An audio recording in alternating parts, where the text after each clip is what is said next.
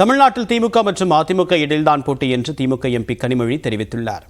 கோவை மக்களவைத் தொகுதியின் திமுக வேட்பாளர் கணபதி ராஜ்குமாரை ஆதரித்து துடியலூரில் கனிமொழி பரப்புரை மேற்கொண்டார். அப்போது பேசிய அவர், பாஜக ஆட்சியில் நாட்டில் பெண்களுக்கு பாதுகாப்பு இல்லை என்று கூறினார். அதற்கு மணிப்பூர் சம்பவமே உதாரணம் என்றும் கனிமொழி சுட்டிக்காட்டியுள்ளார்.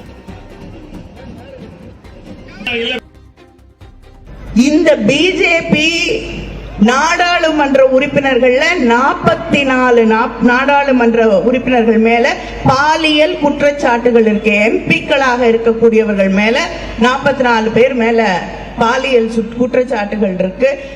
இவங்க ஆட்சிக்கு வந்த பிறகு, பாஜக ஆட்சிக்கு வந்த பிறகு இந்த நாட்டில் பெண்கள் மீதான பாலியல் கொடுமைகள், பெண்கள் மீதான கொடூரங்கள் 2 மடங்கா இருக்கு. ஜிஎஸ்டிக்கு பிறகு நாடு முழுவதுமாக 25% சிறு குறு நிறுவனங்கள் மூடப்பட்டதாக கனிமொழி தெரிவித்தார்.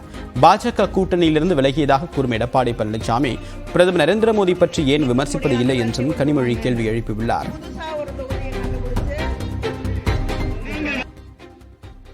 போட்டி அதிமுகவுக்கும் திமுகவுக்கும் தான்.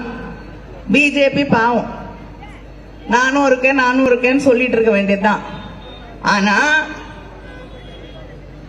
இதுவரைக்கும் ஒரு வார்த்தை பிரதமரையோ பிஜேபியையோ விமர்சனம் செஞ்சு பேசியிருக்காரா எடப்பாடி? திராவிட மாடல் ஆட்சியின் நீட்சி ஒன்றியத்திலும் உருவாகும் என்று கனிமொழி தெரிவித்துள்ளார்.